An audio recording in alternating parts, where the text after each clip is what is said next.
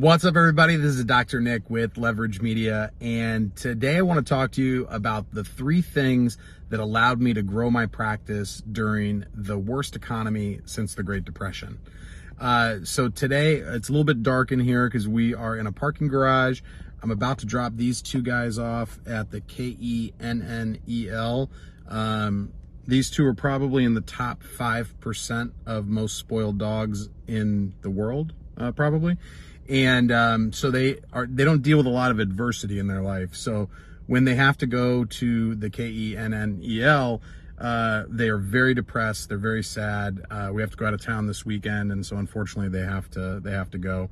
Of course, they got the the suite and where they play like dog movies in the thing, and they get to go to the puppy spa and get to go to doggy daycare. So don't feel too sorry for them. But they're gonna be pretty miserable for the next 2 days. So anyway, what allowed me to grow my practice during the greatest economy since the Great Depression? So I bought my first practice in 2006, started my second practice from scratch in 2007, just as the economy was really starting to get bad. 2008 was when it really kind of collapsed.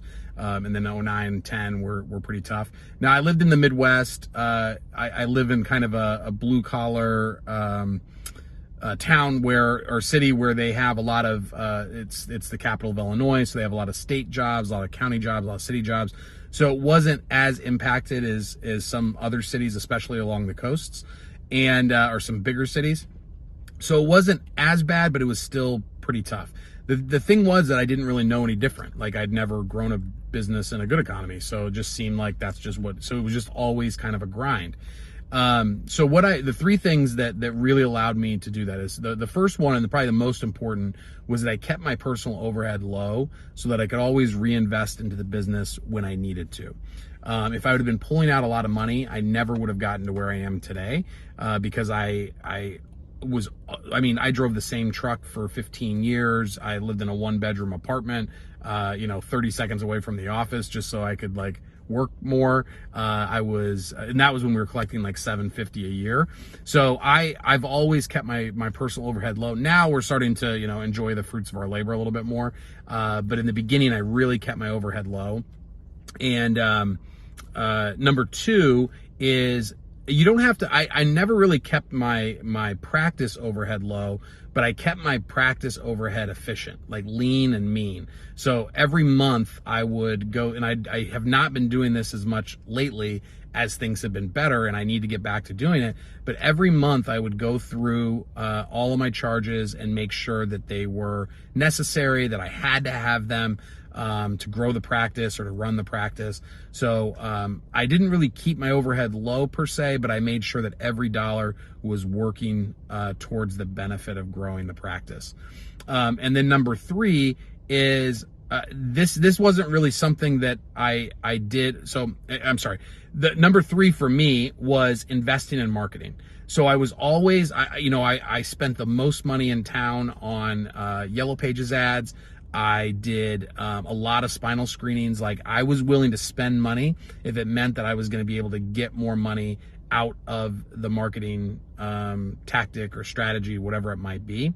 Now, if I was doing it again today, my recommendation to you guys is to make sure that you're doing content marketing, you're utilizing Facebook and Instagram and Google and YouTube in the proper ways so that you can be building your brand, so that when the reason I'm making this video is, we've been in recovery for about 10 years now, 9 or 10 years now. And eventually, like, no matter what in the history of the country, the economy goes in cycles. So there's always a recession, usually in like the 8 to 10 year range since the last one. We're a little bit past where we're supposed to be in terms of recessions. So it's gonna come, like, probably within the next few years. And because the economy has been so good lately, and because the newer doctors that are, 5, 6, 7 years in practice have never really known a bad economy, it's important that you are preparing for it. Just like these guys have no idea of what they're about to get into when we get out of this car, because they're used to, like, car rides are fun. This car ride, they're going to realize was taking them to, their most hated place. So Just be sure that you are, number one, keeping your personal overhead low, and maybe not low, but just like, don't be spending every dollar that you make. Always be ready to reinvest into the practice if something comes up, especially in a bad economy, because other people are tightening their belts business-wise. You can now spend more money, take more advantage of opportunities. Because no matter how bad the economy gets, there's still people out there that are needing services, that are going to need your help, that are in pain, that are having problems. So be sure you're ready to reinvest in the practice. Number two is look at those statements every month. Look at those things and see if there's auto debits that are coming out that are $99 that right now are no big deal. That $99 might make a little bit of a difference, on something else if things get tight.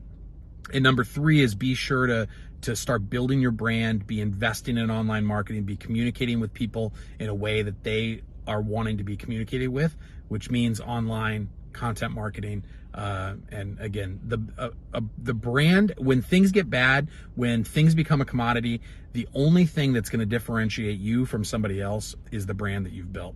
So hopefully this helps. Hopefully your weekend's going to be better than these two guys. They're in for a tough 2 days. So we'll talk to you on the next one.